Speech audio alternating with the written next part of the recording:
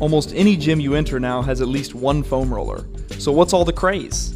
Most research supports its ability to provide temporary improvements in range of motion, as well as decreasing tenderness or muscle soreness in a targeted area.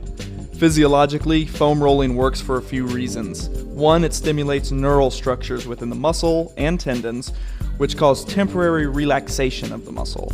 Two, it provides movement to the fascia, which decreases its thickness, allowing for smoother movement of the muscle fibers. And three, it brings more blood flow to the area, delivering nutrients and increasing temperature, both vital for optimal function. If you're looking to gain an edge on your recovery or open up restricted positions prior to a workout, foam rolling is a good tool to consider. I have left some general instructions for how to begin foam rolling in the description. For more sports medicine news and knowledge, visit us at huffinesinstitute.org. Until next time, this is Alex Blazo wishing you an active and healthy week.